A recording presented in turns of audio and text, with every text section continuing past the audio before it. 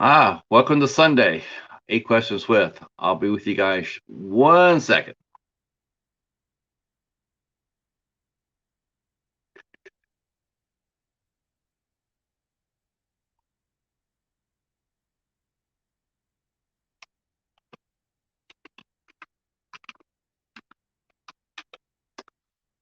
Always fun to do some tech stuff.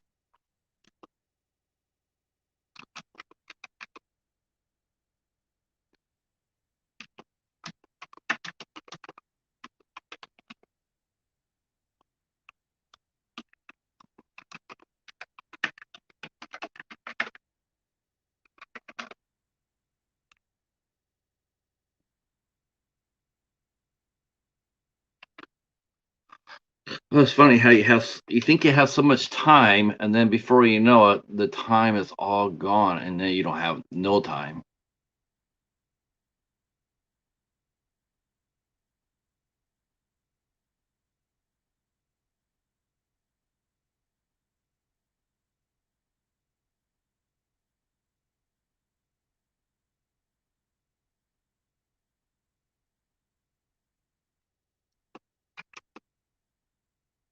All right. Well, let's see what happens. Um,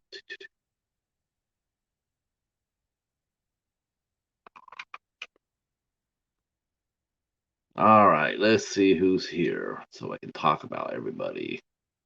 Say hi, everybody that came in. All right.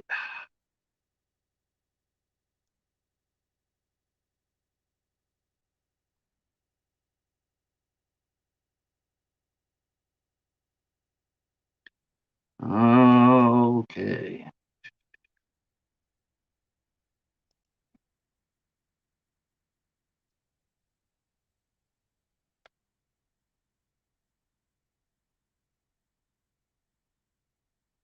All right.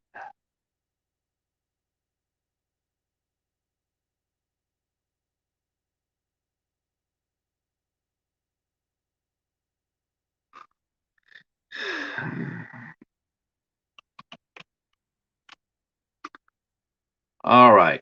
So welcome to 8 Questions with on a Sunday night, Sunday evening.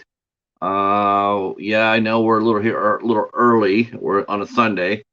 Um, this show was actually originally scheduled to run on Wednesday, but our guest Thomas J. Churchill is editing a movie. Actually, if you go and look at his movie database page, you'll see that he is working on tons of movies, including the next movie in the Amityville series, um, uh, Amityville Rising, uh, which he is working on as we speak. So he's very prolific. Thomas is. He is working, always got irons in the fire. I first met Thomas. He did an interview with me for the blog, and then I watched. Then I did an interview with. And I did a review for the Amityville Harvest. We had Sadie Katz on the Midnight Hour, um, and I also had interviewed Johanna Ray, for the Harvest on the blog as well. So um, pretty excited to have Thomas here, actually, because, like I said before, he is prolific. He is very busy. Um,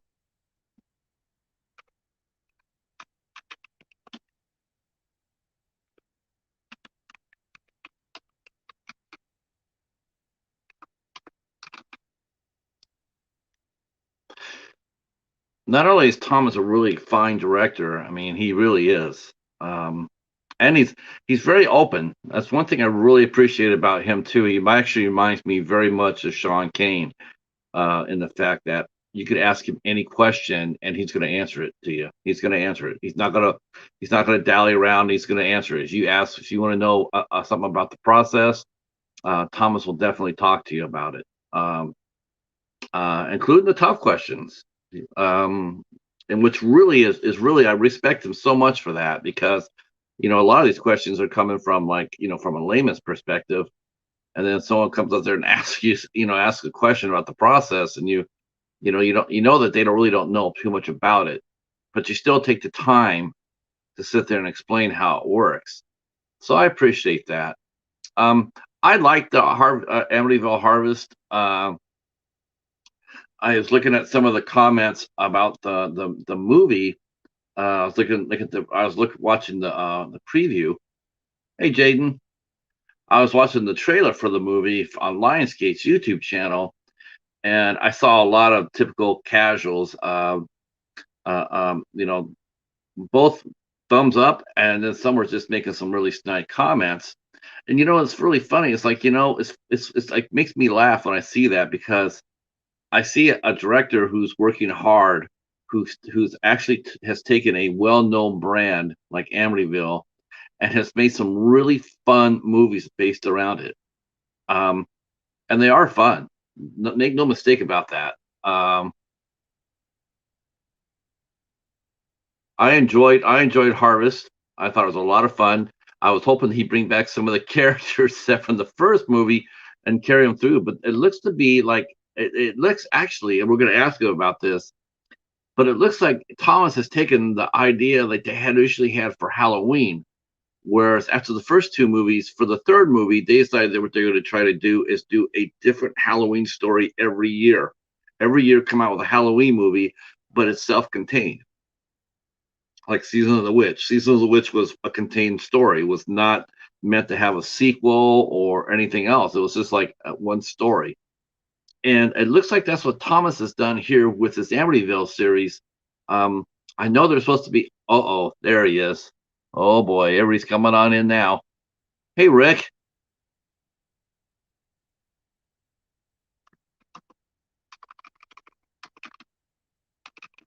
Always got to make sure it's the right Rick. Have to send out the password. So for Thomas, for the what he's done the same thing that they were initially going to do with Amityville, and they're making. Oh shit! Oh my god! Do we get a nickel for every time we say that? Every time you post that, you should get a nickel. So Thomas is going to be he's making us what I understand to be six movies. Six. We heard that from another actor from one of the projects. So he's going to make six contained films in the Amityville series. We'll ask him more about that when he gets here, because I'm really curious about that. Because I like that concept. I really do. If you think about it, it's like, why not have, and it's been proven to be a success. I mean, look at Saw. Every Halloween, a Saw movie came out, and um, a little bit of diminishing returns because they use the same characters and the same, and the same, the same plot line. So yeah, I can see how that sort of like went down a little bit. But imagine if he did a Halloween movie like Trick or Treat or the Amityville Harvest, Amityville Moon, but they're all self-contained stories. Like Amityville Harvest, there's really no room for a sequel. If you watch the movie, you know what's going to happen. It's over with. I mean, you could, in theory, take it and make it a sequel, but it's not. I don't think it's designed for that. I don't think it was designed for that at all. Not unless there's going to be some sort of glorious finish at the end of the race, which, what I understand, I don't really see it happening that way. Um, so I like the idea that Thomas has come out and does something fun with the Amityville name. Um, I know a lot of horror fans, when they see Amityville, they just cower, and I get that. I mean, there's been a lot of really bad movies made underneath that name, um, and that sort of sucks because it ruins it. Now when something good does come out with the Amityville name, like um, The Unspoken is awesome. Amityville Harvest holds its own. Um, uh, uh, uh, uh, oh gosh, there's another movie that came out with Amityville on it that did really had a great ending to it. It was sort of a shocking end. Let me tell you. Uh,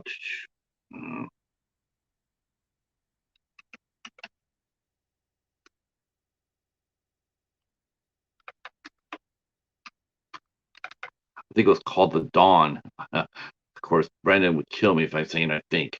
I believe it's called The Dawn. Yes.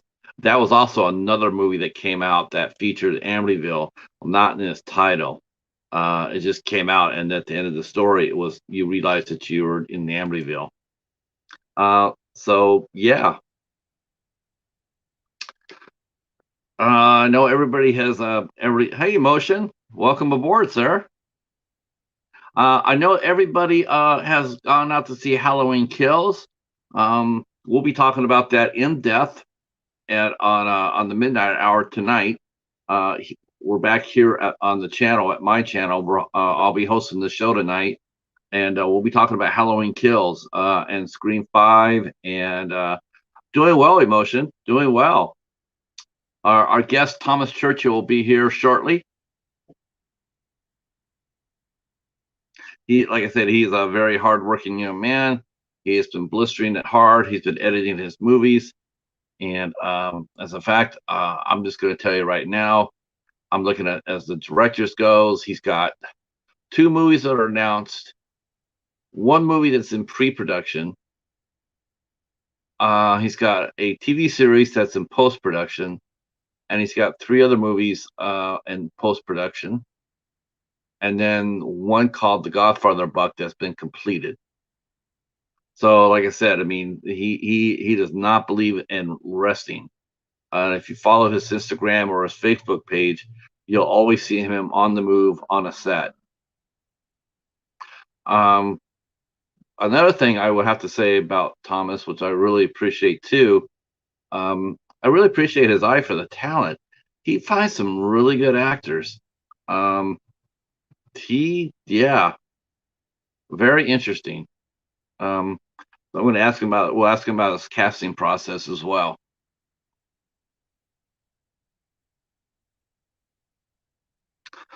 Feel free to share us out if you'd like to. I shared us out yesterday, but you know how that goes. I hope it's stuck. Everybody, everybody. Hopefully, some people will bookmark it and they'll come in and say hi. Um, Let me send this off to Reddit, and then I'll do the calendar because everybody wants the calendar.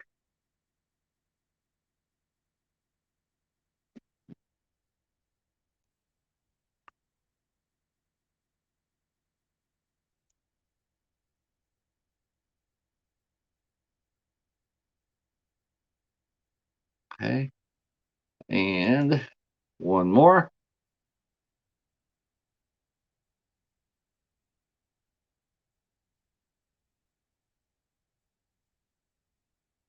All right.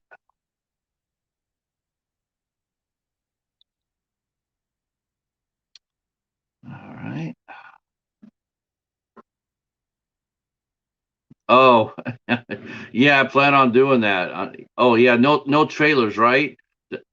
No trailers for no trailers for Halloween Kills. I don't see how you could go around. You would have to literally be unplugged in order for it not to be seen. All right. Um, Calendar time. Of course, tonight at 10 o'clock, midnight hour, I'll be back here on my channel. We have a full panel tonight, including the Mighty Hobbs Horror, Mr. Bones, Jennifer Tochi, the Spices, and our guest will be Project Ellsworth, John from Project Ellsworth, Coast to Coast. He's going to come on tonight, and we're going to talk Halloween Kills. We're going to talk about Scream 5. You know, the future of franchises. Chucky. I don't know if you guys watched the first Chucky episode on Sci-Fi Channel, but we're going to talk a little bit of Chucky. And there's our guest. Ta-da! Hello. Thomas. Hello. Greetings, sir. Greetings. Hello. How are you? Good. Good. We're just talking about this big weekend in horror here. You know, with Halloween Kills. Great movie. Yeah, Evil Dies Tonight. Okay. And see, and then we're trying to get it. I think we're going to get a nickel every time someone says that in the chat. We're gonna people are going to pay a nickel to a Yeah. bucket. We're also talking a little bit about Chucky, the film Chucky, uh, the TV series that premiered this weekend. And then of course everybody's talking about the Scream 5 trailer. Um, and we're just talking about your franchise, a franchise within a franchise, Amityville, the Amityville movies. Yeah. Yeah, man, it's so nice to meet you, man. I've really been impressed with your hard work, man. Watching you work is I get a sense like it's like watching watching like an artist paint in a studio. You're just constantly looking for different colors and different palettes to work on, different media to try and see which ones will stick.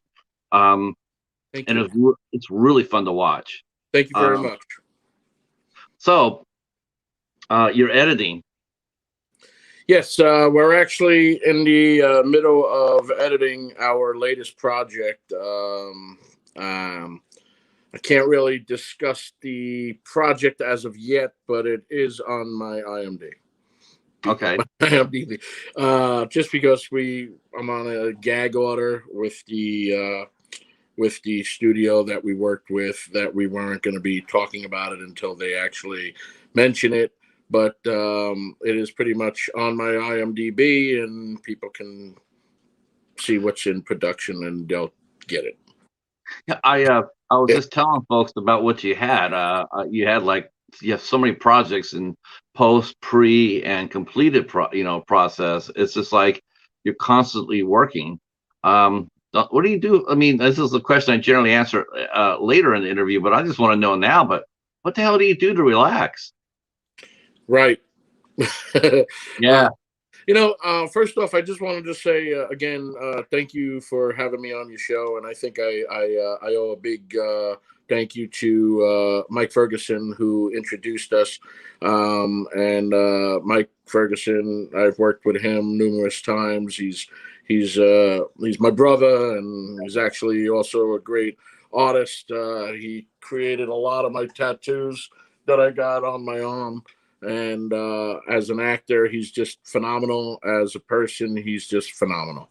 So I again, agree. shout out to Mike Ferguson for putting us together. Yeah, definitely. Mike is definitely a brother, isn't he? He's Yeah, like a brother to me too. He's sensational. He was, when he was here on the show, he was, it's one of the things he mentioned. He mentioned you quite a bit, and we had a good discussion along that line. And we talked offline, off the show. We talked about you and your projects. And yeah, I mean, he's amazing. no, And I he's really, real. He's real. He's a East Coaster, like myself, like you, yeah. right? I'm a West Coaster. Oh, well, you sound like an East Coaster. But I got the East Coaster mentality, I think, because I was in live music for 10 years. So Okay, I think I got that bulldog mentality, how that goes, just get things done. right. Um, yeah, it's funny. It's funny. It's like, I don't know if you watched it. I've been watching it because Mike's doing he's doing that YouTube channel, that series with that kid, Ryan Prunty. Yes. Yes. He has developed the guy can do comedy. Oh, I knew that. Mike has this bigger than life personality, and he's just generally funny. A lot of the things that he says, or the way he'll tell a story, or the situations that he's in, and when you first meet him, like you get stereotypical when you'll meet somebody with tattoos. The same way with me, when somebody first meets me, they don't know how to, what type of personality they're going to get from me. Mike's the same way. He's from Massachusetts. I'm from New York. So basically, I guess we show a different persona, but when you actually know who we are completely the opposite. And we're just real people who like to be around real. What do they say? Real attracts real. Everything. Laws of attraction, all that other stuff. But good people attract good people. Yeah, I'm really happy to say that you and I just connected right off. Yes. We Yes. just like as soon as we and I started talking, I told I was mentioning this in a pre-show when you before you got here how what I really appreciate you're like my friend Sean Kane. Mhm. The fact that you can't you're just you answered every question I ever asked of you. I was asking you about the process and this and that.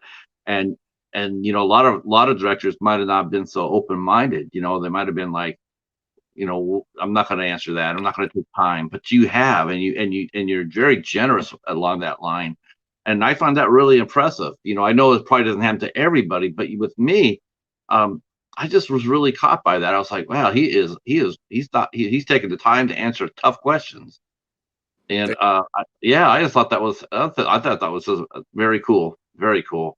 Well, I mean, Um, I'm a big philosopher and a big a fan of the term "you be nice to the people going up" because you're going to meet the same people coming back down. So across the board, if someone's generally really nice to me, I'm going to be really nice to them. But of course, in this business, with like any other business, you'll come across that thorn, so to speak, in that flower that you don't know. It's like, whoa, how did this get here, and who let this in? So generally my life is pretty much an open book. What you see is what you get with me. You mentioned earlier about the films and all. I mean, I've just been grateful and blessed, and a lot of hard work. I've been making movies since I'm 17, and which was 3 years ago. Uh, and professionally, I would say I've been making movies since in the last 20 years. And I feel like across the board you meet really really great people making movies, and then you want to great people start up great conversations, start up great friendship, and I cherish everybody in my circle. And and it's the same way. It's easy to be nice than it is to be a schmuck, and that's just not my character. I wish more people would see that. It is nice. It is easier to be nice, just, to be kind but for some reason, a lot of people just can't connect that, and especially in this business, it's like, it's almost like everybody, it seems to be like running at 100 miles an hour to get to the same place. And it's Hmm. like, why? It's only going to be, you all running for the same door, but only one can go through that door one at a time. So if you just go nice and meet up people and work with each other, by the time you get to that door, you guys can all go in. It might take a couple minutes, but you all get to go in instead of Right. just log jamming at it. Right. Um, yeah.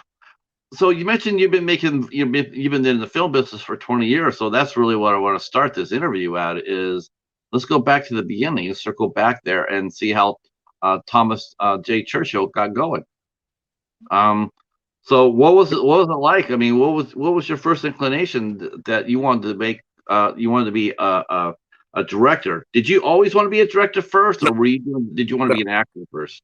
I always wanted to be an actor. I had this gift that any movie that as a kid, any movie that I watched or anything that uh, kind of relate, I felt connected to, I would impersonate and recite all the dialogue. And as a kid, I wanted to be an actor. There was nothing more important for me than being an actor, and I was always writing. As a kid, I started writing very, very early. My mom, at one point, had showed me that I had received an award back in kindergarten, called the Doctor of Storytelling. So back then, I was telling stories and creating, as a very young child. But it wasn't until I was 17 years old that I convinced my dad to buy me a video camera. At the time, cameras were very, very expensive, Mm, and the reason why I wanted him to buy me a camera is because I wanted to create my own movie. I wanted to write, produce, direct, and showcase basically my acting. write the script, get friends and family together, and create this movie just to show my acting. Kind of like if you build it, they will come. And it was that point that I just absolutely fell in love with this process, and I fell in love with the whole creation of understanding that, wow, this is the first time somebody can actually get inside my head in this particular product, because I wrote it, produced it, directed it, and got it out there and starred in it. When somebody watches it, that's the first, as close they can get to being inside my head. And it was like this high that I wanted to do more. It wasn't about acting anymore. It was about creating worlds, creating stories, creating adventure, bringing people together, bringing families, watching, something that I like putting in all my movies, a sense of sort of a connection to real life, to families. It doesn't matter if my films are have to do with big giant creature rats or vampires or bikers and all. There's a hidden line of storytelling about trying to bring people together and connecting with the average human to show them, hey, remember this? Or um sorry, excuse me one second. Sure. To bring people together and to show them that there's so much you can still do, and how did we disconnect from the real world, and everybody's so connected into whether it's a cell phone or tablet or whatever, and they forget conversation, how to talk, how to speak. So there's an underlining story within the stories of just being real life. And that's what attracted me about making movies. And that's what attracted me about getting out there and telling more stories. It's just not, there's so many, each one of my stories is like an onion. The more you peel it, the more something else is revealed. And I just, at that early age, I fell in love. Do you think that do you think films in general, because I'm thinking about this as you're saying that, I'm thinking, I'm looking at this small chat here, and the various other ones that I see, and do you think film is probably the most important communicator for people? Because it seems like if you get the right project, if you get the right movie out or whatever, it does cause people from all scopes of life to come and talk. They all talk about the same thing. I mean, is that maybe perhaps the most positive thing a movie can do, is get people together, no matter where they're coming from, to talk, to communicate with each other? True. Yes. But are they talking about the right things? Like, again, when you watch a film, there's so many different levels to just a film. You mentioned Halloween Kills. There's so many levels to Halloween Kills. There's the normal level where you watch the film and you're like, wow, this is a pretty decent sequel to the last film, to the 78 film. But then when you actually watch it and you're listening and you're getting involved with the writing and the underlying stories that are being told, and what you're actually seeing is a reflection of real life, of what's happening in the media, what's happening in the world, but it's all told within a horror film. And I find that brilliant. And yes, media is such a big point, whether it's television or movies, books. It is such a big platform, even radio, to bring people together, to bring the world together, to understand and kind of either unite or divide, depending on the topic. Yeah. And it's all about what people get from it. And you can watch two movies, and people can watch two movies, and from something like The Wizard of Oz, and let's say either The Wizard of Oz, or three movies: Wizard of Oz, Peter Pan, and E.T. Somebody can watch all three of them and say, oh, it's the same storyline. Someone's lost, they need to go home, they meet up with their friends help them get home. But then you can watch it and see something completely different. You can watch it and see, oh, There's courage, there's adventure, there's love, there's embracing, it's understanding cultures, understanding who one is, respect. There's all these other levels that are in that. And those three movies you could watch and take different things back from it, as well as The Godfather. I always talk about The Godfather. Different generations would embrace it or tell. One will say it's like the newer generation, which is fine. They'll watch that movie and say it's very boring. There's nothing in it. There's nobody dying. There's no killing. But you can watch The Godfather and understand love, family, relationships, enemy, food, and just respect. It's all in The Godfather. So you can watch that movie and take back real world of what you can do. Of course, not saying go out and be a gangster, but what you No, can do and what you shouldn't do, what you should love, how you love thy neighbor, how you care for someone, how do you treat your family. It's all in that. And then it's just how you watch something and what you get back from it. I agree. I mean, the biggest lesson I learned from The Godfather, I mean, I watched The Godfather and I loved it, but the biggest lesson I learned was never get in the car with James Caan. Yeah. Or if anybody tells you take this, go sit in the front seat. Yeah, No, well, hang out I'm with good. Sonny. Yeah. No, I'm good. I'm good. Now, Yeah. That's now great. when you sit down and you start writing, because you mentioned a lot of good topics there. When you sit down to write, do you write those words that you mentioned? Do you write them separately on a piece of paper and put them to the like to the left or the right of you, and then slowly find your way to put them into your new scripts?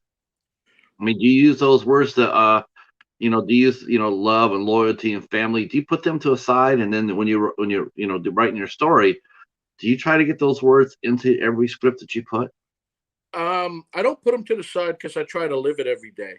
But there is when I'm writing, I have a process in what I'm writing, and I don't want to start become like as they would call it, a God freak or Jesus freak, but I feel like God, I owe everything to God, and I feel like He's been guiding me and throwing all the ideas and the concepts and situations. And yes, I am a work for hire when I work for other people, and somebody says, "Hey, Tom, I need a project. Can you write something about insert topic here?" And I'll be like, "Oh, okay." But then as I'm writing it, I'm feeling the energy of what these characters, I'm bringing these characters more relatable to real life. I'm still telling the story that I'm getting paid to tell, but I'm also telling the story that I want to tell. Of where the average person can, if they go and they got all these issues in real life, and they're heartbroken or whatever, and they're upset and they don't know how to deal with their kid on drugs or deal with this or deal with that. It's all in my scripts. I create stuff where somebody can sit in a room for 2 hours, an hour and a half, and get lost in a story. But then there may be characters that they'll say, "Oh my God, I just went through something similar to that," or "Oh, I know. Well, I knew somebody like that." So I always try to put something of real life in my writing. um, my process is I'll come up with concepts, I'll write it, I'll jot it down in a notebook.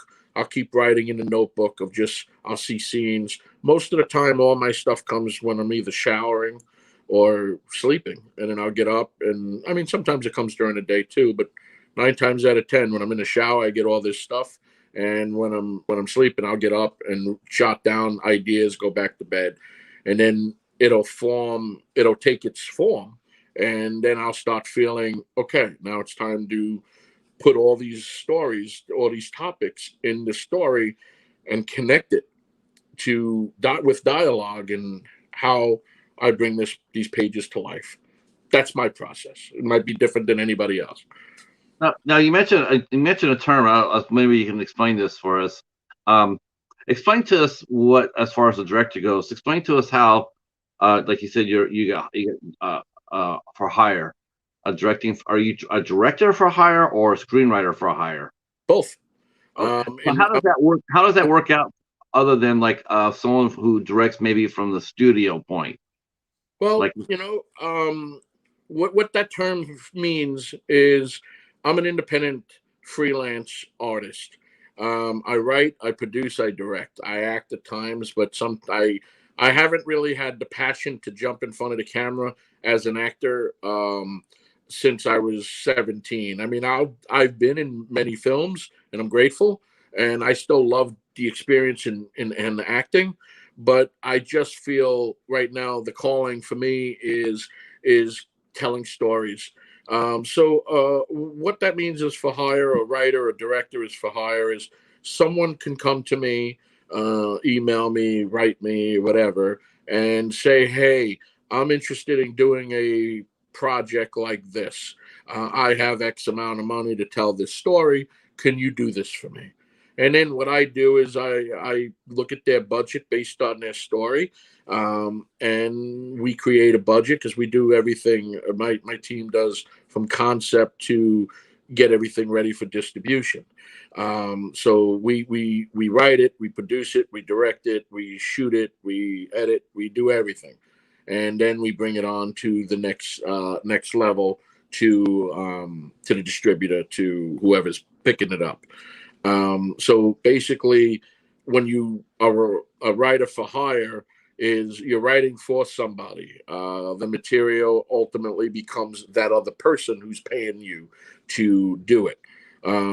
There's passion projects that I have that are mine, that are my own. That when we do, I will own, and the companies I'm working with will have a stake in it. But when you're kind of like a work for hire, you're basically creating something for that company. 9 times out of 10 that you watch movies, all those people work for hire. The studio system, Universal, they own those IPs, those intellectual properties. They will own that. now, how hard is it from you? Like you mentioned, your passion projects. I mean, because you definitely are a passionate guy. I mean, if to describe you, that's probably the first word I would use to describe you is Thank you. passion. Thank you. And that being said, do you find because I watched a movie called Avatar. It was directed by Darren Lynn Bousman, and he does commentary on all his projects, and he was doing commentary on that, and he mentioned that how he was a gun for hire. And what really struck me was that the fact that there was seemed to be a lack of really like, okay, I'm here because I'm being paid to, but like he mentioned, like the producers, they weren't really listening to any of his ideas. Like he has some ideas to improve the story or whatnot, and that was after he wrote it, but they wanted certain changes made, and they didn't want him to be involved in it. Now, how hard is it from you being a passionate director and storyteller to write a story, and then maybe they would come in there and they want to change it on you? How do you keep your passion for something that is entirely yours?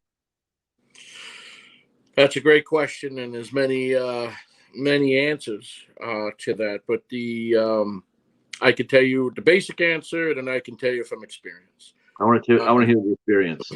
so he's right. When you're a gun for hire and a work for hire, ultimately, you're answering to the financier or the executive producers that it's their project, and if there's anything that they need done or they want to see within that film, you have to make sure that you address that. Because they're paying you. It's just like think about you work at a 9 to 5, and you work for insert the man's name, and if he's asking you to do something and you need to do something and you have to get it done, you got to do it. And of course, sometimes you can mention something that may or may not flow for the audience, or as the writer, where you're like, oh no, this is gonna hurt the story, and you can express that. And with the team that I've been working for, the producers that I've been working um, with the exception of my earlier films I've done, the team been very, very passionate with me. We'll discuss things prior, during the script writing process, as well as putting things out there. And we'll always be on the same page, and they'll have my back with passion with the project, and I'll state, oh yeah, you're right, this is a thing. As for like a film, something like, Oh, are you guys there? Are you there? yeah, I'm here. It looks like I got a little glitch here. Yeah. I don't know what you heard, what you didn't hear. What I was saying is the short answer is you're basically working with executive producers that want the same goals as you, and you're going to make sure you're going to give that best product. So you're always going to be on the same page. Then I said, for example, the movie Checkpoint. There was the film that I've done, there was certain things in there that I had nothing to do with, and the executive producers wanted certain things to be done, so they they shot some additional things after I was done with the film and after I was on another project. They went out and did something else. And so certain things may or may not make sense to the average viewer. It doesn't mean that that was involved. It But looks like we got stuck. 9 times out of 10, when you're a boss, executive producers, studios, and all, you pretty much want to do what they say. Because they will always have 9 times out of 10, they will always have the best interest of the product out there. So Uh, that's pretty much the answer. okay, let me. Looks like you and I got stuck here. Let me come back out, and I'll come back in, and hopefully that'll free us. Hold on 1 second.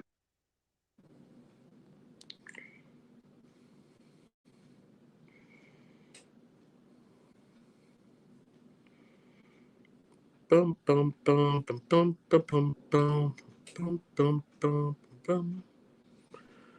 Bum, bum, bum, bum, bum. All right, let's see if that worked. Did that work? We'll see. In 1 minute, you should be coming back in. All right, looks like it worked. Uh, Hold on, you disappeared from me.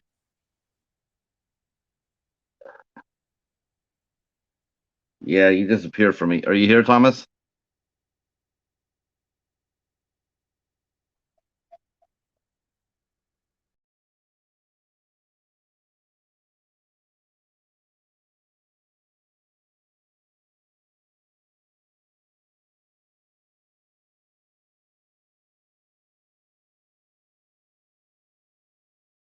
Okay.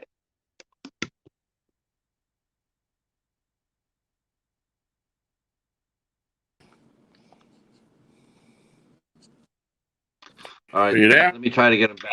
Yeah, I'm here. Yeah, yeah, just back out and come back in. There you go. How do I do that? Yeah, Oh, that happens. Yeah, just go back out. There you go. okay. Are we good? All right, we're good. We got some Cool. questions for you. Sure. I'm gonna go ahead and see those to you. Hobbs Ford asked question for Thomas. Do you ever turn down ideas for motion pictures that may not seem appealing? Uh, so, do you ever turn down if someone ever presents you a script and or wants to hire you to write a script based on it?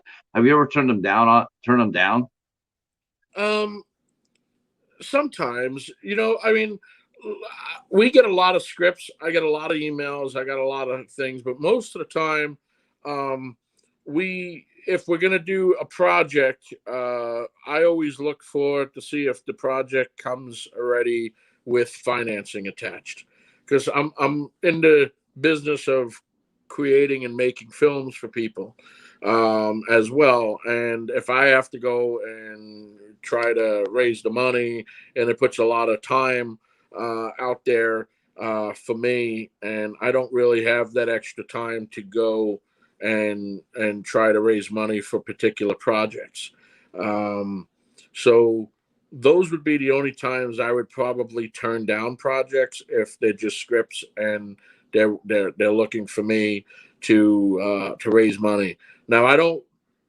If I get pitched ideas and I'm really interested in the topic, I would be interested. Yeah, of course. I've done other people's projects before, but I do have a policy where I don't raise the money for projects. Right. That's what producers are for. Right. Um, do Well, you, that's what the executive producers are for. Producers exactly. are, the producers come and like myself to create and build what you're going to need to tell that story. When somebody comes to me and says, "Hey, I got a script about a killer toaster," and or whatever, I'm just, and I would say, "Wow, it sounds pretty cool. What's your pitch?" And then they'll pitch me the whole storyline outline, and I'll ask, do you have is there financing attached to the story? Is there people that want to back it to make the movie? And a lot of the time they're saying, no, we need the money. And Oh, I can't, do anything right now. And, I appreciate them reaching out. I say good luck. But a few times they'll come back and say, hey, we got the money. Would you be interested in? And the answer is yes. right.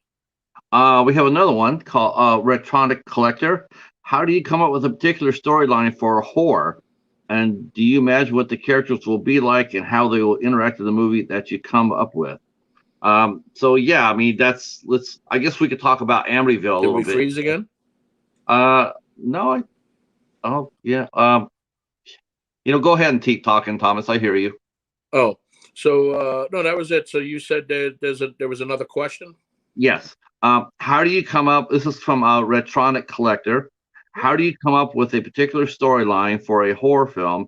And do you imagine what the characters will be like and how you will interact in the movie that you come up with? I better yet. I think there's a slightly, if it's all right, Retronic. When you write your scripts, do you write them with the actors that you have in mind playing the parts? Sometimes, when if I'm doing a particular project and I kind of see characters in my head as I'm writing, for example, when I was writing the Amityville Rising, which has that's the first film I did with Mike Ferguson. There's a character in McQueen that all I saw when I was writing the script was Mike. Same thing with Chris DeGrati, who I've worked with numerous times on many films, and we're partners on a bunch of projects, including Nation's Fire, our biker film. Krista, I write a lot for because she's kind of like my muse when it comes to certain projects, certain topics. I've worked with her numerous times. I've worked with Sadie Katz numerous times. There's people that when I'm writing, I just see and I need to have them play those roles, or at least try to get them, depending on the studio or that has their own idea of who they want in the roles. But the answer is yes. When I write characters in mind, I always have other people or certain characters, certain actors playing them in my head. It seems like what's really important to you too is in your production company, Churchill Productions. You mentioned a word that I like hearing quite a bit. You keep mentioning team, and in other words, I just feel in a way it's almost like team and family when it comes to you is probably means one and the same thing. Oh Um, yeah, absolutely. how important is it for you to use the same folks? The John Ford or the Jack Webb method. Using this like a stock company. How does that make your movies easier to make? Or a little bit. Does it make it easier to make, and does it make it easier to pitch? Like if you go to someone and you tell the executive producer, listen, when you go and get the money, just tell them these are the people I have in the cast already. Does that help or hinder? A little bit of both. Like for example, my team, my family, uh, most of it will start it from behind the scenes. my crew, my team, my family, we've done numerous projects together. So we're like a well-oiled machine. Everybody that works with me, works for my team, and everybody's treated with respect, family, atmosphere. Everybody has a good time when they're working for me. We move quick. Most of our time when we shoot films, it's tight budgets, it's tight time, and we move quick. We try to get all our pages done per day. And there is no room for drama. There is no room for gossip. There is no room for BS. I try to run a tight ship in the sense of respect. That in every meeting in the morning, when we're going through, everybody to me is treated the same, from an executive producer to the PA. Everybody's job is equally important to me making this film. So everybody has to be treated with respect. Nobody's different on my set. I got a pretty much an open door policy as well. If they see anything, say anything, come to me or come to my producers about certain, whatever. We try to have a calm, laid back atmosphere, and it's been working. That's my family, my crew, my family. Now with actors, a lot of them are family. A lot of them return. A lot of them come back. Now, one of the things that I try not to do, and it's not about, I don't want to work with this person again or yada, yada, yada. It's also about distribution. If you're working with a particular insert company here and you're working with this company on a regular, they don't want to see the same actors. They don't want to see the same people in the same movies and the same thing, because they're buying a different film. So they want a different experience. Everybody brings something different to the table.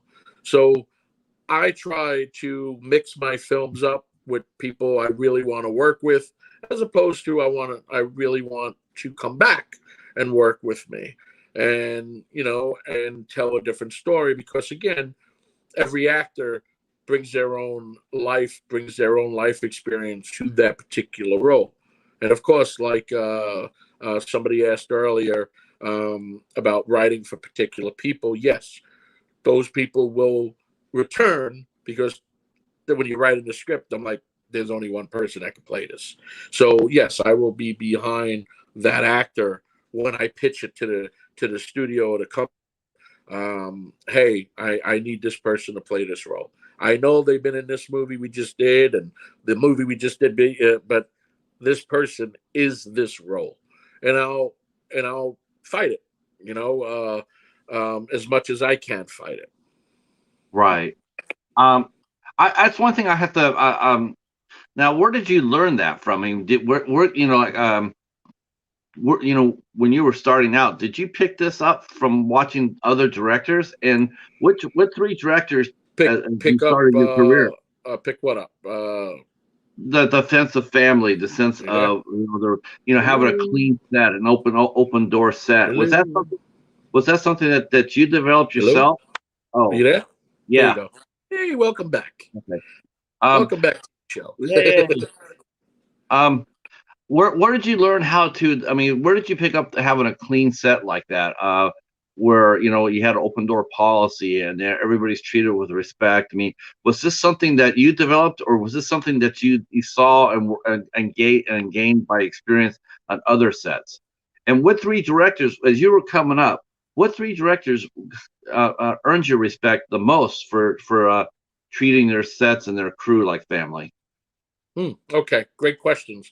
Well, so the first part of your question, um, during the course of my life of making movies, I was also a plant manager and operations manager in pharmaceuticals. I ran production companies, production manufacturing plants, making creams, ointments, and topical solutions. A lot of people don't know this about me. So during the course of creating product to sell is where kind of I learned also the skills of management, which is also directing. But I've been directing since I'm 17, way before that. But I just used those skills in the pharmaceutical field to get what we need to get. And because each product, you start off with a raw material, let's say a big barrel of ointment or cream. To me, that's your paper and that's your computer. And then you set up the tube machine and you're starting to create these tubes and all. That's production, because you're manufacturing tubes, you're making a movie. When you're packaging it at the end of the day, you're creating your post aspect. So both sides I kind of worked in, and it was about respect, because the hardworking people that created these tubes and these packages for me in pharmaceuticals were people a lot older than me, families, and I treated them with respect, because I learned at an early age you get more with honey than you do with vinegar. Yeah. And then I also saw that they're not robots. When you get a machine, when you get product in the machines or whatever, you go to Hershey Park, you see how chocolate is made, and they're all robots. But in this particular life where I'm at in my world, these are people manufacturing a product for a customer. Same thing as movie making. We are people manufacturing a product for the audience. So I want the respect factor on that set. I want my friends and family who's working with me to be comfortable, to create. Because when you're in a comfortable atmosphere, you're in a better atmosphere. You can be creative. There's no aggravation, no stress, no drama. And that part of the question. And then I guess my three directors that I look up to is Clint Eastwood, who is one that follows the same rules, um, Alfred Hitchcock, and Steven Spielberg. Now, I've shot a movie called Big Freaking Rat, which did amazing in Europe, and it'll be out in the United States very soon. And it's a big creature feature. It was just a fun film to create. It's Friday the 13th meets Jaws with a giant rat. But inside that movie, inside that campy, fun creature feature, there's so much real life in the characters that I created. One actor who I've worked with a few times, Scott Rowe, worked with Clint Eastwood on a few projects. And the biggest compliment I ever got was when he said to me, "Whoa, you just reminded me of Clint." I said, "Excuse me?" He says, "The way you're doing things, your mannerism, the way you're running your set, you run it just like Clint." Wow. That was the biggest compliment that I've Mm. gotten, where I never met Clint Eastwood. And to me, he's amazing. And he's somebody I looked up to as an actor and respect as a director. Love his work, love his style. And I've also heard a story where one of his ADs, Clint Eastwood's AD, was off one day, and they had this other AD, assistant director, and they were running the set, and they were screaming at people, yelling at people to move, move, move, move, move. So Clint walked over and he said, "Excuse me." He says, "We don't do that here. I don't yell. You don't yell. Everybody knows what they're doing. Everybody can get this done." So at the end of the day, I heard that AD was still blah, blah, blah, blah, blah, still going, and Clint got rid of him, and replaced him with the person that. But it's just the same way. You treat people with respect. Nobody, nobody wants to. No matter what your business is, no matter how big you are, how high you go, you can always get knocked down. Yeah, that's And true. I built. I'm trying to build something, and I've been building for a long time. So I'm pretty careful with everything, with friends, with family, with people in my circle. And you can't please everybody. That I've learned. And you try, whether it's an audience or a crew member or whatever. But at the end of the day, they all have to understand too, is my heart, my mind, and my intentions are always in the right spot for them, for everyone. Um, I can definitely see that. I can definitely sense that, and that is an awesome Did you compliment. freeze again? Yeah, Hello. let me back out. I froze here. Let me Hey, try. welcome back to the show. Yeah, hold on.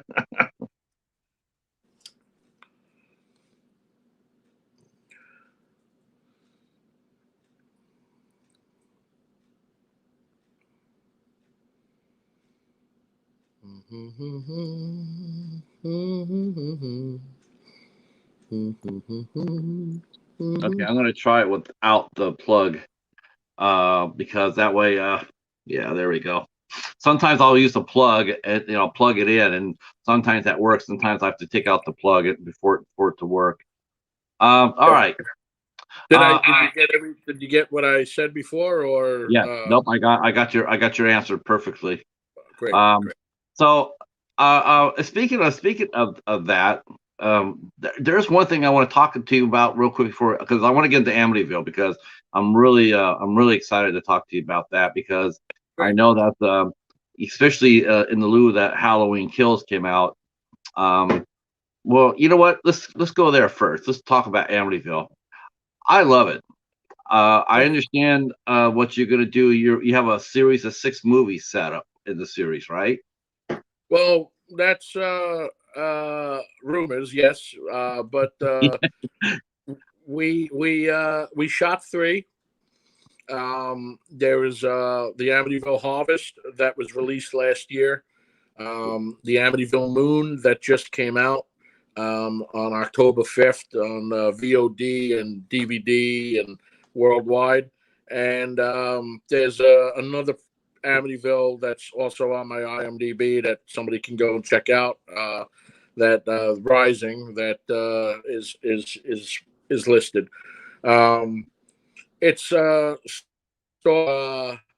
within the world of Amityville, and my films interact with each other, but you don't have to watch each movie to understand it. But when you watch them all together, you'll see that they all interconnect. Right. I sensed that, and I was talking to during the before you came on. I was mentioning how each movie, um, uh, yes, you have to do that, Redtronic for sure. It's they're really fun. Well, That's one actually, thing I did notice. every I did. film, every Go ahead. film I've, every film that I put out, every film that I made, each one, they all, I mean, there are different companies, different things, but in the writing, there's always something that kind of interconnects all the projects. And it's funny, my DP called CU, where like Marvel has its own universe. My Churchill productions and films kind of interact with certain projects where they're not sequels, but just like the real world. You read a newspaper, and, oh, look what happened in Florida today. Or, oh, wow, look what happened here.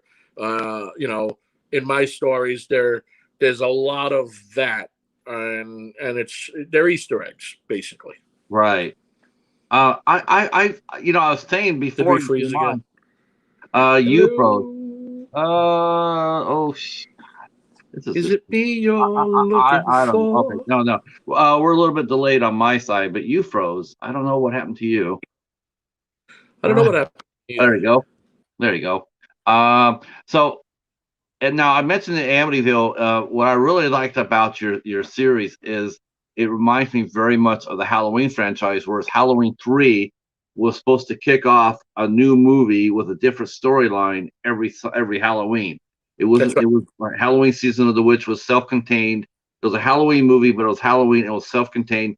Next year they would have did another one, and next year and after that. It's sort of like Right. how you're doing here with Amityville. The Amityville Harvest was last year. Amityville Moon this year, Amityville Rising, when it gets released. Um, I like that idea a lot. You could, I really do. I think it's smartly done. Thank Your you. stories are really well done. Of course, course, I have to admire your eye for talent. Let's talk about that for real quick before we go back to Amityville. But how do you find your actors? You find some amazing actors. Well, thank you. We A lot of that, we would look for, as I stated that earlier. I always look for somebody different or someone that can bring something to the ads and all the breakdowns and actors access and backstage, and we find our talent. We have them come in, we have them audition, and then once I find the characters that are going to interact with each other, then I'll bring different people in to connect about the chemistry to see how they work. And ultimately, it's a two-parter. It's two-parter, Patrick, in the sense that they have to have chemistry between each other to be believable. But most of all, they have to have chemistry with me to understand what I'm looking for, to get the vision out so they can kind of nail it.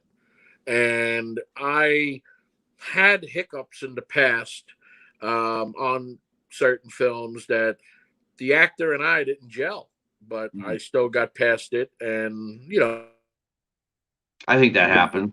yeah, you make a little mark in your brain, like, yep, never work with this person again.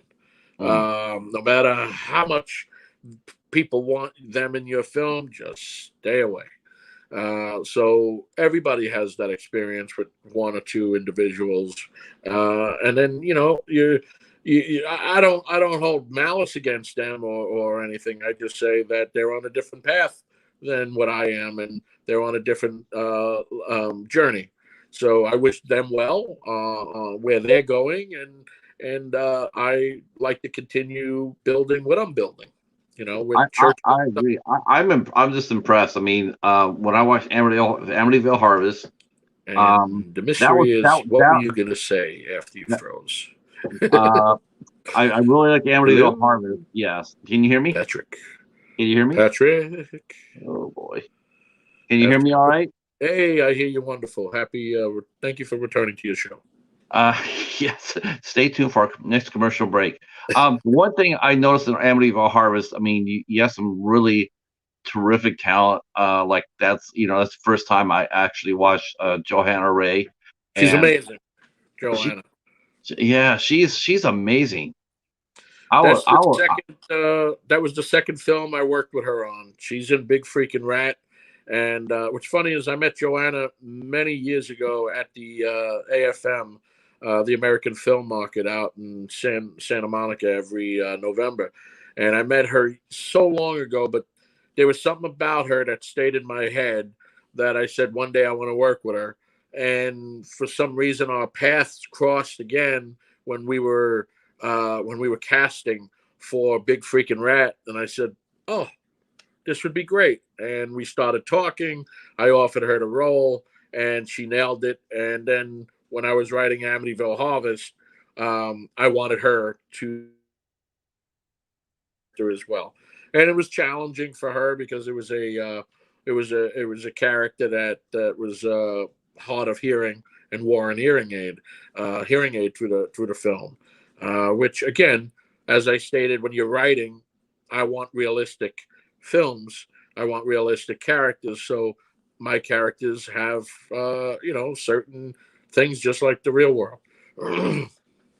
um, and of course, I mean, and of course, Amityville Harvest also, sadly, we found out too, was a touch by tragedy because one of the character that stole all the scenes he was in was Otis, who was Yeah. played by George W. Scott, and then he passed away right after the movie came out, and it He sounded like nobody knew it was coming except for him. Yeah, George was a dear friend. I met George at the cigar bar where we would be smoking cigars, and we got to know each other pretty damn good. And he was in the movie The Last Castle, and he had a great big part in that film. And we started talking, and I wrote that role for him. And we actually did one other film together called The Stepdaddy, which is probably his last film. I don't know when they're going to release that film. It's a Vincent Ward stars in that one as well, and George got his last text message. He watched the Amityville Harvest. He was really happy with how it came out. He was excited about it, and then a few weeks later, he passed from cancer.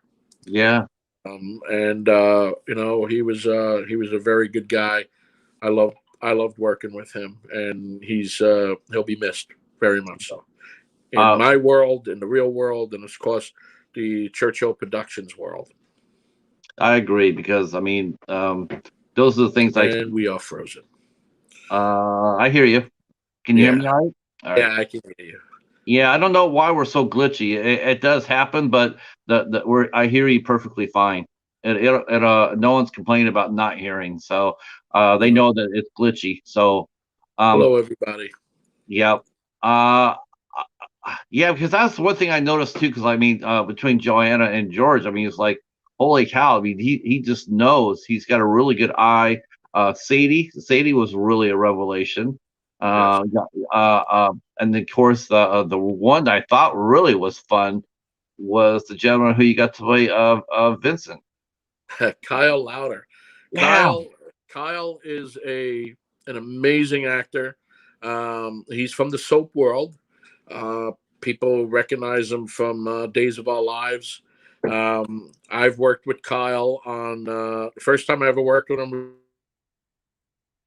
Uh, the film I mentioned earlier, the biker film with Chris DeGrati and Chuck Liddell, Gil Bellows, Kyle Louder's in that, Bruce Dern.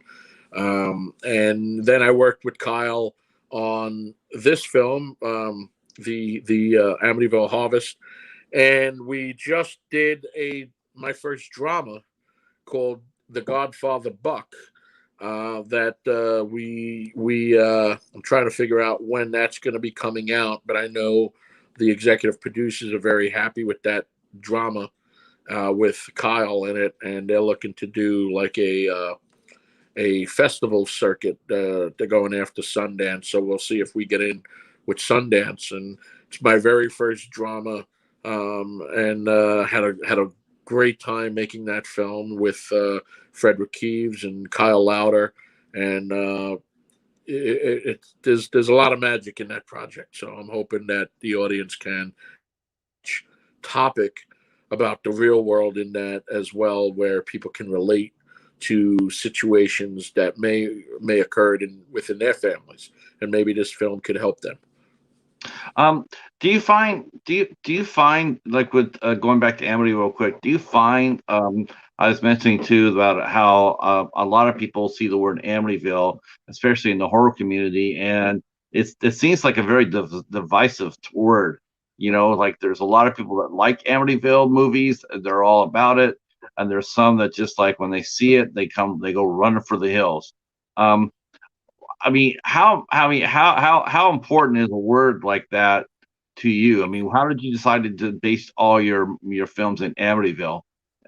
Well, not all the films, Well, but in the series, so so being a New Yorker, I anytime you see the word Amityville, the tragedy is heard, is struck. People always talk about it. But the tragedy about the family that was murdered, not so much about the person that they ran for the hills and wrote a book and created a movie. But it's all about what was absolutely what happened, where the Ronnie DeFeo ended up murdering his entire family one night. So when you hear the word Amityville, that's what people automatically think. What I yeah, wanted, what I wanted to do was I wanted to, if people are thinking of that Amityville is a horrific, oh, it's about the house, oh, it's about this supernatural. Um, Amityville's a town, and just like the town, you watch movies, and there's a lot of movies that take place in like Friday the 13th, not Friday the 13th, Halloween is supposed to be Illinois. right. Nightmare on Elm Street is supposed to be Illinois. but they all have a fictitious place. Haddonfield and I can't remember the name of the town in Illinois for Nightmare on Elm Street, but just like Crystal Lake. Crystal Lake for Friday the 13th is, there's a real place, Crystal Lake. So should we shun that? But with Amityville's a real town in New York. And what I wanted to do is, what if? What if this town, had a tragedy many, many years ago in one side of the neighborhood? And what if they had this thing happen also in this town? Like, again, I'm going to use someone famous here, Stephen King. Stephen King, Dairy. nine times out of his 9 times out of 10, all his movies take place in a fictitious town called Castle Rock. So even though the movies have different titles, it's not Castle Rock Shining, Castle Rock Shawshank Redemption, Castle Rock. So the TV series Castle Rock it shows you that breakdown. So basically, I just wanted to tell a few stories that interacted with the town. And unlike other Amityville movies, my films actually have Amityville locations. We shoot in Amityville. We shoot out in California, but we also go to the actual locations in not the house, but the locations in the town. So, as a New Yorker, if I'm going to write about a particular town in a particular area, I want it to be authentic. So, there's street names, there's areas, there's towns, there's the train station. So, I want you to feel like you are in Amityville. And I think Amityville is a beautiful place.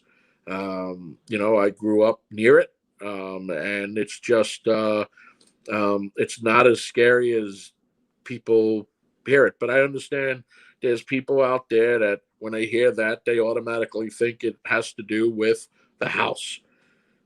Yeah, I mean, I was reading some of the, I mean, I'm just not just your films, but every time I look at, like other people, what they write about, when every time there's an Amityville movie out, Amityville Toy Box or Amityville Island or Amityville, Pie Shop, it seems like a lot of the horror fan base they're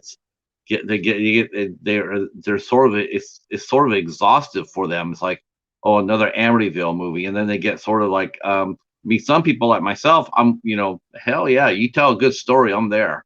There was a great movie called The Unspoken. Didn't know that until the very, very end, like Amityville Harvest, that it was set in Amityville. It was perfectly done. It was very exciting, and it was a well-made film. Amityville Harvest, same thing. You didn't know that you're Amityville until your very last minute, and then you see that you are. It just seems like the name and the title is like, it causes a lot of the fans to, like, they roll their eyes.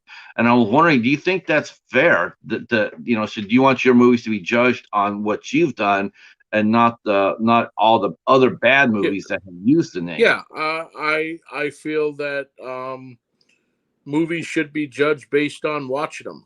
But then when you have movies with crazy titles with Amityville. When you have movies with crazy titles with the Amityville in it, of course, it makes our films get put in the same box with fans because somebody's making the Amityville chair, or the Amityville toilet, and the Amity, so it's ridiculous. And I think the people, I don't judge artists of what they want to do, but it's also hurting the legitimate movies Right. that people that are out there. So it all gets labeled, it all gets put in a box, and people are like, oh, I don't want to see that or whatever, But when you give a film a chance, no matter if it's my film or anybody else's film out there, and you be the judge as opposed to someone who doesn't like horror movies, doesn't like anything, is sitting in their mom's basement and they have to write a blog about a genre that they don't like, so they rip it apart. Um, And and the funny thing is, I always get a kick look, I make thrillers. I do action thrillers. I do horror thrillers. I've done a family film that's on BET Plus called The Business of Christmas. I've shot another family film that I won't talk about. But I've one of the things about me with thrillers is I tell stories. So when I hear horror fans, when I do conventions and I hear horror fans say, "Oh, we're tired of reboots. We're tired of sequels. We're tired of this, or we're tired of mainly reboots. Sequels, as long as you're doing it in the right way with the same characters or whatever, and we're not going back and telling an origin story for the 17th time, horror fans will embrace it." But when a horror fan tells me, "I want something fresh and new," and then you give it to him, and then they crap on it because, "Oh, it's this, oh, it's that," you can't win. Yeah. So I've learned, Patrick, I make movies for me. Yeah. As a fan, what I want to see, what I want to like, if I like it and I really am passionate about it and I want to tell it, I'll spit it out there for the world. And if the That's exactly how I look. This is exactly the same outlook I have for this show here. You know, a lot of the people I interview on here, a lot of people don't know them. They're not household names or anything else like right, that. It's just like I want to interview them for me. I want to ask them questions. You know, it's like it doesn't really matter. I mean, you know, it doesn't matter who they are. It's just only matters that they have a story to tell, right, and that's really the only thing that really matters for me. So I get that. I do. I totally get that. I was just, you know, it's just to me, it's like I judge everything on, you know, on each movie individually. You know, you're right. This is how it's supposed to be. Um, hello, Critics. How do we you are handle both good? frozen, How do you handle good? Oh, frozen, frozen. frozen. Oh no, you're coming clear now. You're. Oh, now you froze up again. Oh, no, you're good. You're good. Can you hear Oh, me? good. Yeah, I can hear you. Okay. Um, so you mentioned about the self-styled critics in the uh in the basement. How important do reviews play in a filmmaker's career? They don't.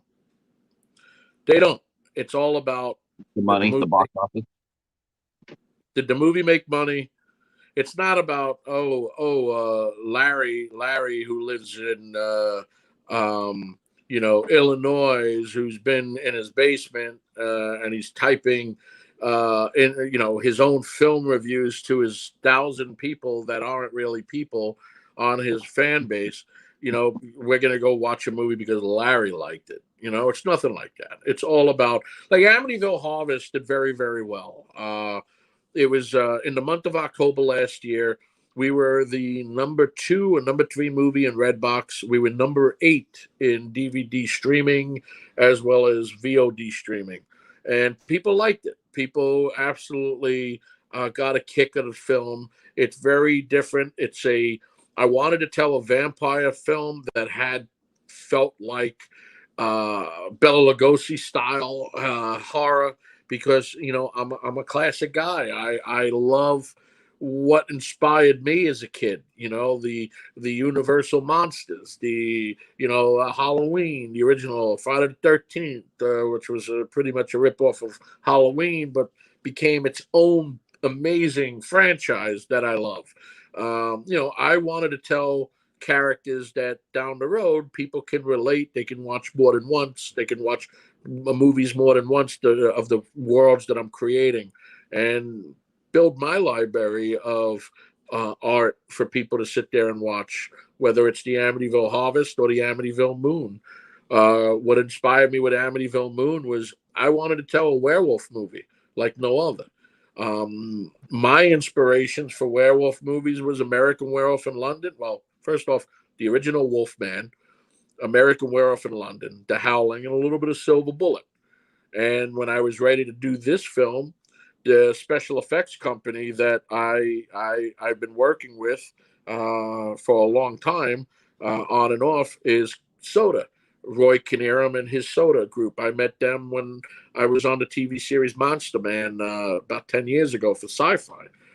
And Roy, we both wanted to make a werewolf movie together, and we created I told him, he asked me, well, what do you want to do with this? How much werewolf, or is it practical CGI? I said, no, brother, I want to do full practical. I want to have a transformation scene that inspired me from when I was a kid. I want to retell that. I want I want the audiences to sit there and say, wow, this is very vintage. I feel like this is good.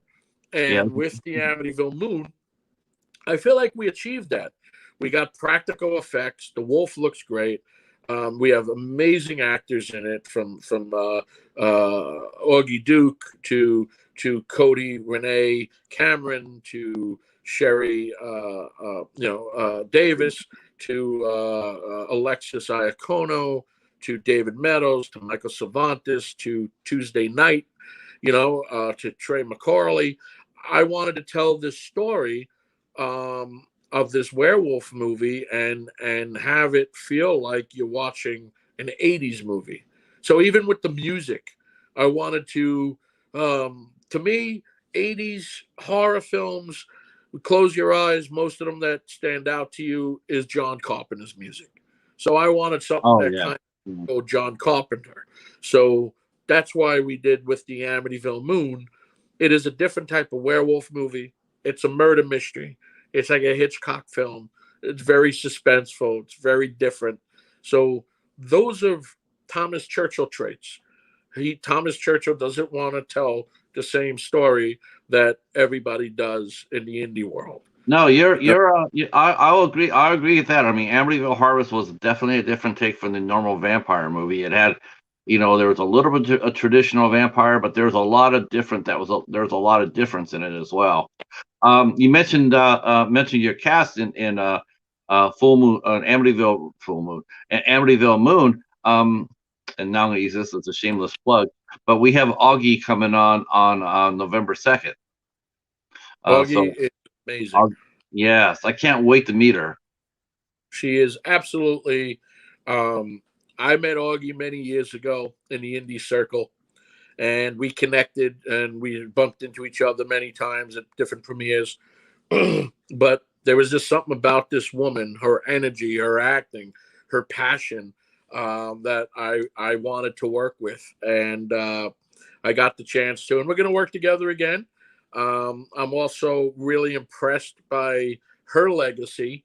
When she sees this, she's going to laugh, because you always hear about the Barrymores and the Carradines, these big A-list, various generations of A-list actors from Hollywood. But the B family, B-list as well. Augie Duke is third generation Hollywood. Her grandfather, her mother, and her were all in the business. We're all actors. We all did something. So, and then she is now going to, eventually give birth to the fourth generation Yeah, of the Duke actors. So Augie Duke is amazing. So I can't yeah. wait to watch that show. I'm very excited to meet her. She sounds so sweet, Yeah, and I'm looking forward to that. And again, it's like when I saw that, and I'm just thinking how good of an eye you have for casting. I mean, it's not like I have a feeling it's not just you giving it to the casting director. I can see you looking and picking those faces for those parts. You're filling that up. A lot of directors just don't do that anymore, Thomas. yeah, They don't handpick their cast anymore. yeah. I really, because look, I'm passionate with my writing, and I want to see who is going to connect with me, that those words that I wrote in the script is going to come out. Another person that just came to me, that I mentioned her a few times, that you should absolutely have on your show, is one of my other partners, is Krista Grotti. You should have her. And you should also have, if you want a producer, a great producer in her own right, you should also have my other partner, Alexandra Hunt, Zurich Hunt. You should have her on as well, Okay. because then they'll give you also the female perspective of Hollywood as well as the female perspective of movie making, and what they each one has great story of their own of how they got to Hollywood and what they've been doing. So I can help you get in touch with both of those, and I think they would be phenomenal assets to your show as well. I will definitely do that with you. I would like to. I want to talk to Alexis and Cody, because they're also important, and I like to see about see how like to see their side of this I of can the absolutely help you with that, as well as if you want any of the males, if you want Kyle Louder from yes. Amityville Harvest, Well, I would that's absolutely, yeah. So yeah. I mean, whatever you want, Patrick. I think that another question came up here. Yeah. So It says here. Let's see. Yeah, Jennifer's right. It says Amityville's can be good. Can be good. I like it. I don't mind Amityville movies. Well, not maybe Amityville Island, but that's a different story. Um, I don't even know what that one is, but oh my God, you just don't trust me. Let's see. Yep, say grew up here watching movies like Halloween and Friday the 13th series. Yep. Um, and then Retronic Collective mentions you have to think outside the box when you make and create horror movies. I think Thomas does that superbly. I oh, agree. thank you very much. That's the reason why I love the Amityville series and the Thank, great big freaking rat. Yeah, that sounds right up our alley. We well, love there's creepy people. we have coming out. We have the Stepdaddy, which is coming out. We have Big Freaking Rat, which is coming out. We have another Amityville Rising, which is coming out. We have The Godfather Buck. We have a film I did about witches called The Salem Chronicles, which is coming out. Um, I feel like I'm. Oh, and then we have the latest film that is on the IMDb that we just shot, and I'm very, very excited about it. Vincent Ward, Krista Grotti's in that as well, and Tony Todd, Oh, uh, Tony who, Todd, amazing. yeah, you know, I've been privileged, I've been grateful, and I feel blessed that I've gotten to direct a lot of the people that I grew up with as a kid, looking and watching them. Um, and a quick story. I mean, some of you out there might have heard this story before, but my very first celebrity that I ever met was Fred Williamson, Fred the Hammer Williamson. I was a child. We were in the Central Park Zoo in New York City. My father would take me there, who my father introduced me to the world of cinema. He wasn't an actor, my father wasn't in the business, just a guy who loved movies. And he would tell me right from wrong on like actors, like he'll say, for example, James Earl Jones. He'll like, you know who that actor is? And I was a kid. I'm like, no. He goes, close your eyes, listen to his voice. So I listened to his voice and I was like, oh my God, that's Darth Vader. He says, yes. So my father would teach me at an early age who people were, and understand, oh, they're doing pretend. But Fred Williamson, my father took me to the Central Park Zoo because my mom would be either cleaning or making dinner for Sunday and wanted us out of the house so she can have the house alone. I get it. So we're in the zoo, and my father points to this guy and he says, see that guy right there? That's a movie star. And I let go of my father's hand and I beelined over to him and I tugged on Fred's elbow. And I said to him, hello, Mr. Williamson. I want to be a movie star just like you.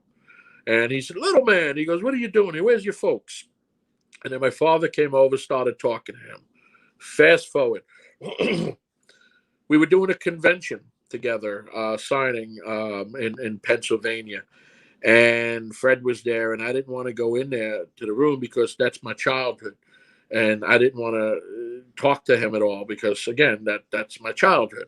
And when he introduced me, he goes, how you doing? He goes, what's up, dog? I'm Hammer. And I said, yes, I know who you are. We actually met X amount of years ago when I was a kid, and I brought him back to that day. And he remembered that kid. Now, fast forward, my father's name was Charles. My father passed away in 2016, and I wanted to do something different than horror. I didn't want to get put in a box that I'm just a horror guy. I'm a storyteller. I'm a filmmaker. I like telling stories. So when I wrote Checkpoint, I wrote a character named Chester. Chester is also another name for Charles. The only person that I ever wanted to play Chester was the man, to honor my father, would have been the man who introduced me to movies, would be Fred Williamson. And Fred came on board playing Chester. Fast Wow. forward again. Um, I had a premiere for the Amityville Moon a few weeks ago. And of course, my parents are no longer with me. My mom passed away the day I wrapped the Amityville Moon. So it was a great, I wanted to do a premiere to honor her as well, and to show, to give to my cast and crew a great night out. And there was a lot of people invited, and some weren't. But the one person who came was Fred Williamson, who was one of, and he came to support the movie and support me, and he was really happy to be there. And I felt like Fred was there, but my father's spirit was with him, and it was a great little thing. So that's why I said, so when you're writing scripts and writing stories about different characters, it all has to do with the real life in my head. There's things that touched me along the way that I never forget, on every lesson that my dad taught me when I was a kid, that you remember as an adult, that I want to incorporate in my writing and tell stories with life, family, love, and blessings, and where people can come back to the dinner table, so to speak, and communicate with their loved ones and understand what who they are. Because again, nowadays families have been separated because of the TV or this or that or the other thing, the game or this, but the communication's not there no more. Just like parks, you drive past the park in the summertime, it's empty. There's Yeah. nobody there playing. Nobody's playing sports no more. So I like to relive all this in my scripts. So when people watch my films, they can either really relate to it or understand, oh, wow, that seemed interesting. Hey, let's go to the park and play stickball or whatever, you know? Kids only play in parks these days if they're part of the school criteria. But other than that, no, the parks are empty, and it's sad because Yeah. it's they're missing out. They're missing out on just being free and getting in trouble, running around, not getting in trouble in a sense, but playing with their friends, and so I miss all that, and that's truly what inspires me when I'm creating my art. I tap into my past. That's what I said. You can't understand the future if you don't know your past and understand the present to understand where you want to go. I So agree. that's me. I have one last question for you before I let you go. Did we freeze again? I have one last question for you before you. Hello. Let me ask this We question. are frozen. Can you see me? Yeah, I can see you. Did Okay. you hear anything? Or Yep, I did. Yep, I heard it perfectly. Okay, Um, great. so here's a question I think everybody in the chat will really like and replay. But if you were going to direct Halloween Kills, how would you write that story to end as a screenwriter? Well, you know that there's another one coming because they when they made Halloween Kills, they did a double. They did Halloween Kills and Halloween Ends is what the titles are, and they shot them both back to back. Um, I don't want to be a spoiler and all, but I truly thought the film worked. I thought it had everything in that movie that I was hoping to see. Um, there's certain things that they didn't touch in on, but I figured they'll probably come back to in the next one. Now, even though these movies, 2018, Halloween, the Halloween Kills and Halloween Ends, all a timeline sequel to the 1978 movie. Um, Look, they identified who he was in 1978. He is the boogeyman, and and you. That's why I think he's a perfect horror character. Um, he's quiet. He pops up, but this one, he had a little speed to him. There was he had a little bit of like I was wondering. It's like, oh, I guess all right, maybe he learned how to fight when he was in prison for 40 years. Certain ways of doing things. But if I had the privilege of writing a Halloween movie, um, I think I don't know. I don't think I would do too much different. I mean, I had a concept many years ago that I would have loved to done, but they touched in on all that. Like I felt like in the movie Halloween, the original Halloween 78 and its sequel 81, Halloween 2, I always wanted to tell a movie that had to go in between those two movies. Like what happened that night when he was walking in and out of the backyards and the alleyways before he got to the hospital, Yeah. you know? There would have been But a lot of panic, a lot of fear, a lot of unknown. right. But they kind of did that also in Halloween Kills, where they did flashbacks where they reenacted the flashbacks. I mean, the reenactment of the actor who played Donald Pleasance was just spot on. And it was like I had to look nice. I was like, is that footage? But whoever played him was I mean, I didn't even get a chance to look him up, but he was good. They brought back all the nostalgia. The only one they didn't bring back was Brian Andrews, who's a friend of mine, who played the original Tommy Doyle, and he didn't return. They had Anthony Michael Hall playing the character instead. So I don't know reasons why he didn't return. I never asked him, and sometimes things are best uh, Yeah. left alone because you know people have reasons for why and why not. It's not my place to get in the middle.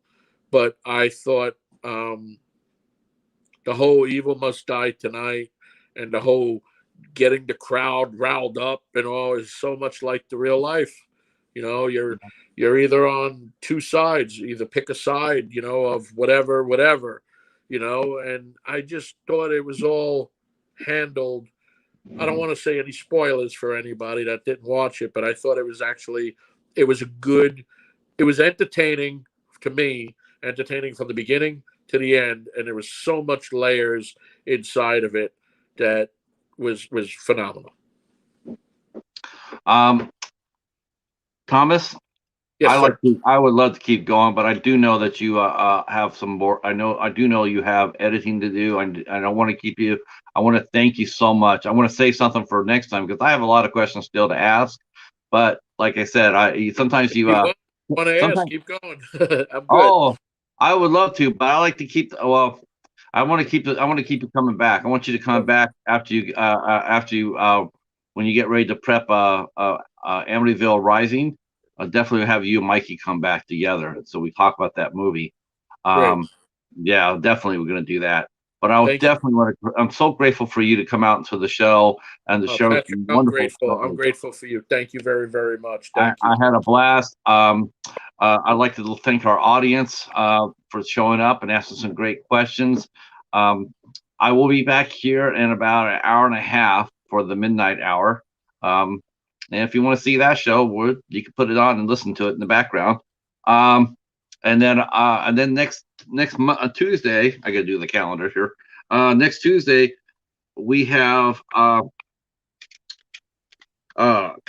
we have Dennis Mallon will be here with us on Tuesday at 8 o'clock.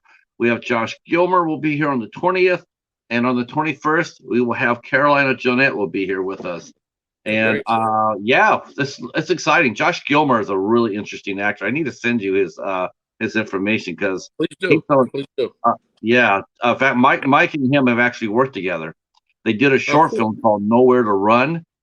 Oh my God, it's amazing, amazing movie, short film, but it is an Okay. amazing movie. Um, my favorite thing that Mikey's done.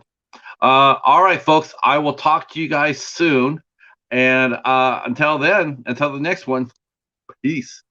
Thank you Thomas, very much. yep, stay right where you're at. See if I can get this act. Of course.